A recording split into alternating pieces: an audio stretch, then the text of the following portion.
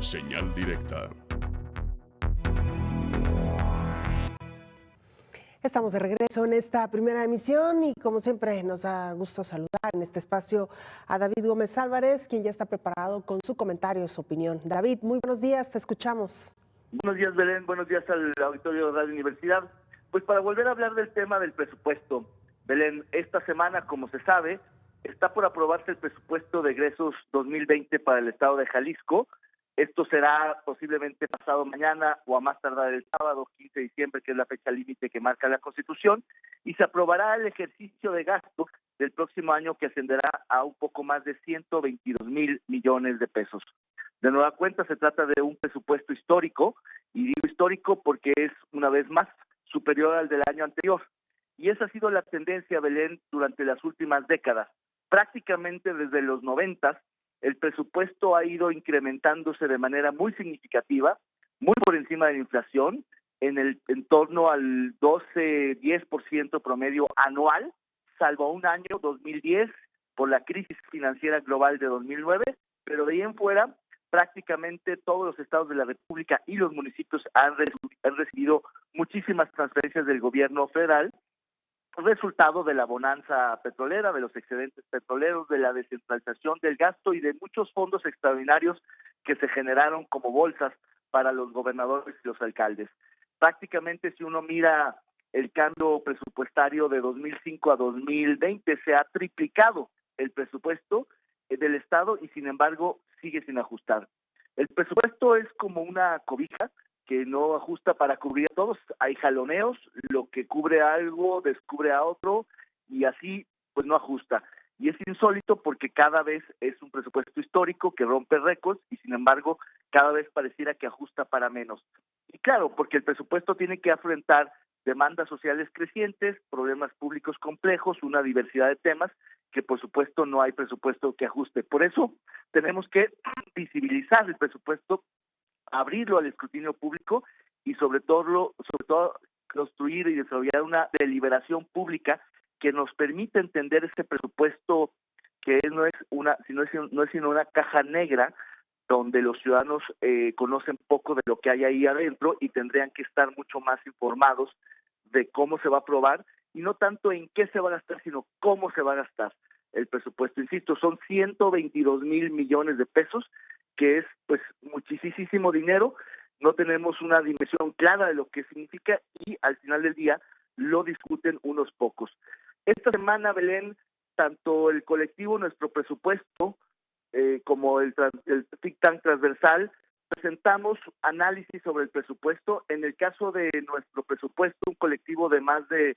70 personas que participaron analizando el presupuesto, identificaron que 3 de cada 10 pesos que se van a gastar no están suficientemente aclarados, que son opacos, que no hay información suficiente. Es decir, vuelven a visibilizar el presupuesto, a arrojarle luz y a preguntarle a los diputados y a Hacienda qué está pasando con ese dinero. Por su parte, transversal pone el énfasis, pone la lupa en 3 aspectos importantes del presupuesto y encuentra inconsistencias en cuanto a la justificación de por qué gastar más y gastar menos en ciertos rubros. Por ejemplo, en el área de seguridad, que es una de las situaciones más delicadas y por las que atraviesa una grave crisis el Estado, hay un aumento significativo de recursos, pero no queda claro por qué aumenta en 350% la comisión de búsquedas y por qué solo en 47% el Instituto de Ciencias Forenses. En fin, no hay una racionalidad que explique los movimientos del presupuesto. Hay otras partes que me parecen positivas, como la puesta en obra pública, que puede ser una medida contracíclica frente a la recesión económica por la que atraviesa el país, o bien hay que también revisar con mucho más cuidado la deuda, que se contrataron varios préstamos por 5,200 millones y donde fundamentalmente todo se está yendo para pago de intereses, para una reestructuración de la deuda que la aplaza al 2030, lo cual no está mal. La deuda del Estado de Jalisco está dentro de los límites razonables, pero ya se convierte en una carga muy pesada, del orden del 20% del presupuesto total. Entonces, habría que simplemente abrir el presupuesto a la discusión porque es una decisión demasiado importante para dejarla en manos de políticos y altos funcionarios. no necesariamente para que los ciudadanos participen en su hechura, como los presupuestos participativos, que también son muy positivos, sino simplemente para conocer, comprender y apropiarnos como ciudadanos de el presupuesto y saber en qué se está gastando el dinero. Hay una premisa muy clara en esta discusión sobre la gobernanza del presupuesto. En la medida en que participen más actores no estatales, no gubernamentales en el presupuesto, el gobierno tendrá una mayor legitimidad de ejercicio, y eso creo que es bueno para todos. De otra manera, existe esta idea, digamos, imaginaria, colectiva, de que el gobierno malgasta nuestros impuestos, hay despilfarro, hay corrupción, y sí, también lo hay, pero habría que meternos a fondo para saber en qué sí se gasta bien, en qué no, cómo vigilar el gasto, y sobre todo que el presupuesto refleje las prioridades sociales, las preocupaciones ciudadanas, porque al final del día es pues nuestro dinero, nuestro presupuesto. Hasta aquí mi comentario. Así es, David, sin duda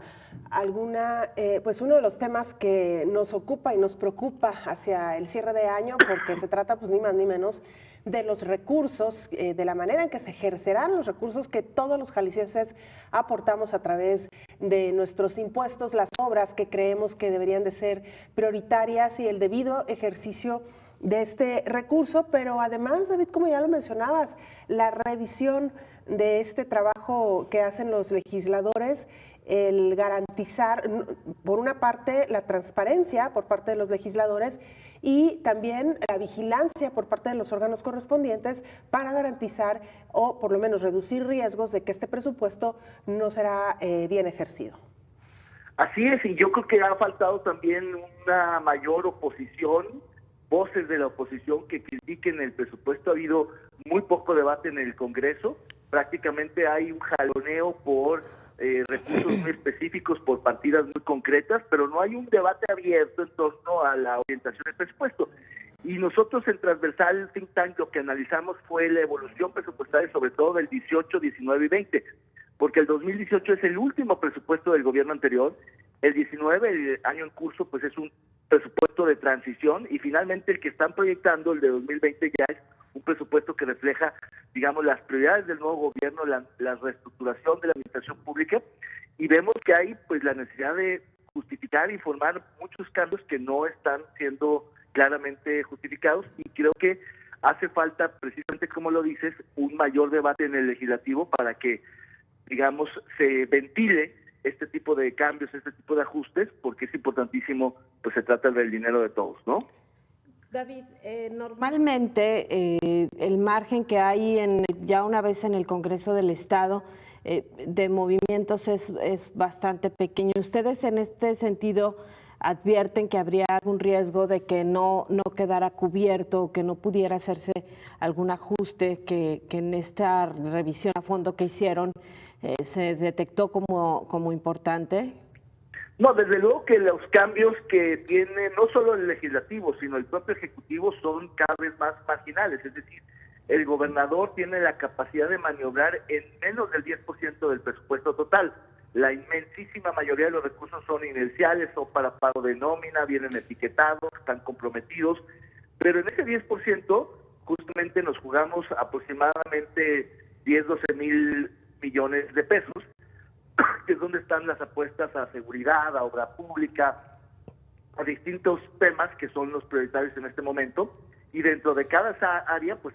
estamos hablando ya de variaciones en los cientos de millones de pesos, ya no en los miles de millones, pero sí en los cientos de millones, que es toda la diferencia. Y en ese sentido, los diputados han tratado de meterse en algunos temas, pero me da la impresión que no tienen, digamos, una comprensión integral. Son menos de 5 legisladores los que realmente conocen la estructura presupuestaria, y en ese sentido, pues las apuestas son las del Ejecutivo Estatal. Para mí el tema es mucho más inercial, mucho más, digamos, acordado ya de lo que realmente puedan modificar en ese sentido. Y ahí es donde viene pues la discusión de ver cómo hacerle para que los ejecutivos estatales tengan un mayor margen de maniobra, y de eso pasa por dos cosas. Una, por revisar la parte no programática inercial, que nadie la toca, nadie la revisa. Todo el mundo habla de presupuesto base cero, pero eso no ocurre. Y la otra es revisando los ingresos, justamente porque los recursos propios van a fondos que sí les dan margen de libertad a los ejecutivos, y no así muchas de las transferencias vía aportaciones y participaciones, que sí vienen totalmente rígidas y y sobre las cuales pues no tienen margen de maniobra. Y bueno, otro detalle que hay en el planteamiento que hace este año el gobernador es lo que tiene que ver con el gasto anualizado, estos contratos multianuales y el que se incorporan además al pago de deuda, lo cual hace que en tema de pasivos haya también algo fijo que se tiene que destinar y que reduce, estamos hablando entre deuda y contratos multianuales de más de 3,000 millones de pesos, David, y que esto, de por sí este margen de movimiento es mínimo, con esto pues se ajusta un poco más, ¿no? Desde luego, el tema de los contratos, de los arrendamientos y demás es deuda disfrazada, hay que clasificarlo como lo es, deuda, aunque técnicamente tenga otro nombre, pero se suma a los contratos por 5,200, estamos hablando de que para el sexenio estaríamos habiendo contratado arrendamientos y deuda por el orden de los 8,000 millones. Eso aunado a los 20,000 que ya se traían, el Estado estará endeudado más o menos en el orden entre 25 y 30,000 millones de pesos al final de esta administración. Aquí lo importante es ver que efectivamente se reestructuró la deuda, lo cual es siempre positivo, pero también hay que decir que la mayor parte de la contratación de deuda se está yendo al pago de intereses. Solamente el 12% de la deuda contratada se fue a inversión pública, el Peribús. El resto se reestructuró para el pago de intereses y para la transferencia de la deuda hasta el 2039. Y es como si estuviéramos pagando el mínimo de la tarjeta, solo el pago mínimo, y no estemos abonando a capital.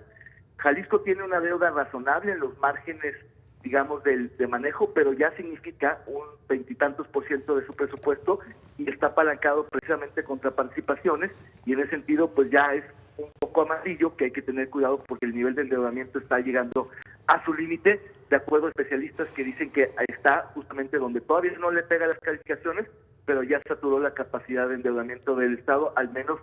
en términos de no afectar su capacidad crediticia, y buscando otro tipo de fuentes alternativas que ya le pueden salir más baratas que siguiendo contratando deuda.